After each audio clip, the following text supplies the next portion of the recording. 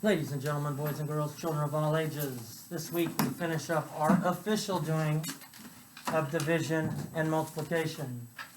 Or I say official because we'll continue doing it, because we'll need to do it and we'll need to practice it because we need to know it. So every day we'll have some problems to work on as we begin the class.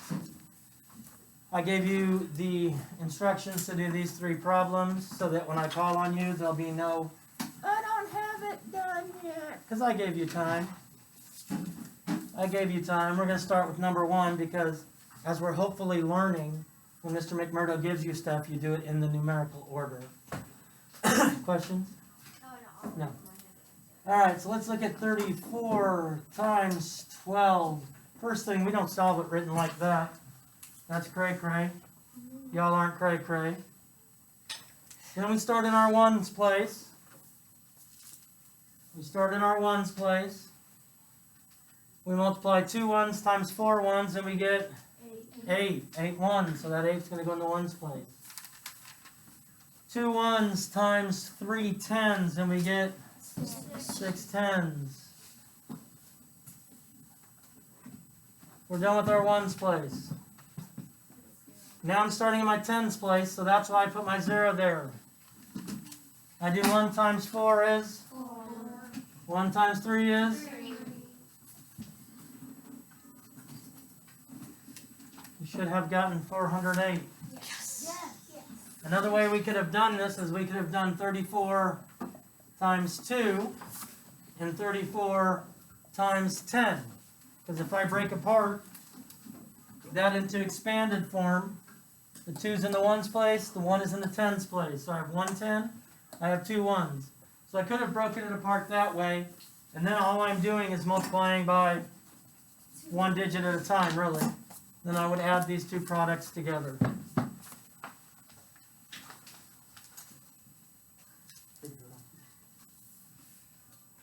Hopefully you're following along. Well, I'm just saying.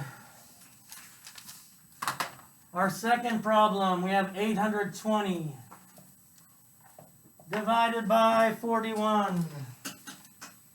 And as we know, your mean teacher requires you to list your multiples.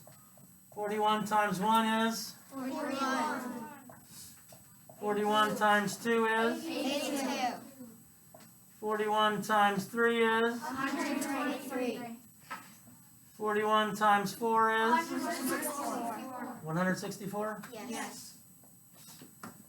41 times 5 is? 205. 41 times 6 is? 226. 41 times 7 is? 287. 41 times 8 is? 328. Can we 28? Yes. And 41 times 9 is? 369. Now as we go through this, I walk around and I see a lot of people didn't do it until I said, hey, do this. And then they're raising hands asking how to do this. Well, how to do it is following the instructions you've been given. That's how to do it. Then I ask myself, does 41 go into 8? No. So there is no number above the 8. And I ask myself, does 41 go into 82? Myself says? Yes. So I have to have a number above the 2 and a number above the 0. My answer is a 2-digit quotient. 2-digit quotient. 41 goes into 82 how many times? 2. Because I look at my multiples. 41, 82. Oh, boom, that's exactly right. And 2 times 41 is 82. And I get a 0. And I get a 0. But wait, Mr. McMurdo, you said it was a 2-digit quotient. I did say it was a 2-digit quotient because it is a 2-digit quotient. 41 goes into 0 0 times. But Mr. McMurdo, how do I know I'm right? That is a good question. I'm going to multiply 20 times 41. And I'm going to get a 0, and I'm going to get a 2, and I'm going to get an 8. Therefore, I know it is correct. We need to make sure we're learning this stuff for a possible test over this stuff at a later time. And our last problem, $25.11 divided by 9. And you didn't really have to write them down because you have them on a multiplication chart, even though a lot of you refused to look at the multiplication chart and then said, hey, I don't know what I'm doing. And then I said, either write them down or look at your multiplication chart. And then you said, oh yeah, never mind. I'm just being hard-headed, and I just want you to give me the answer.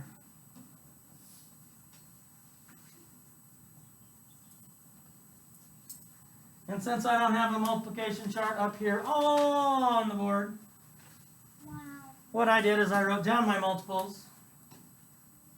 When I'm multiplying with decimals, my decimal point goes straight up. Then I'm really done with it. I don't need to look at it again. After I move it up, I'm absolutely, positively done with the decimal point. Now I ask myself, self, does 9 go into 2? Myself says, no. I ask myself, self, does 9 go into 25? Myself says, yes. So I'm going to have a 3-digit quotient. And I look, 9's going into 25. I look at my multiples. I have 9. I have 18. I have 27. 27 is too big. So I must go back to 9 times 2 and use 18. Then I have to do 25 subtract 18. Well, 18 plus 2 is 20, plus 5 more is 7. Then I bring down my 1. Then I have to ask myself, self, does 9 go into 71? Yes. Then I look at my multiples, 9, 18, 27, 36, 45, 54, 63, 72. Oh, 72 is too big. So it must be times 7. And because I've written this down, or I use my multiplication chart, I can see 9 times 7 is 63. And so that is what I subtract from. And let's see, 11, 10, 9, 8. Is that right? Is that an 8? And then I bring down my 1. And then I ask myself, self, does 9 go into 81? Myself says? Yes. I got 9, 18, 27, 36, 45, 54, 63, 72, 81. There it is, exactly. And that's 9 times 9, which is 81. Subtract, and I get 0. But wait, Mr. McMurdo, I need to check and make sure my answer is done correctly. So I'm going to multiply my quotient, which is $2.79, times my divisor, which is 9. You do not, and the rock means do not line up decimal points when multiplying with decimals. Ever. Ever. Ever. And look, I've done all my math over here already. 9 times 9 is? 81. 9 times 7 is? Plus 8? 71. 9 times 2 is? Plus 7? 25. So I have 2, 5, 1, 1. I go back to my problem. And I see how many numbers are behind the decimal point in my problem? 2. There have to be 2 in it. And the answer and my dividend and my product are exactly the same. So boom, shakalaka, it worked well. Thank you.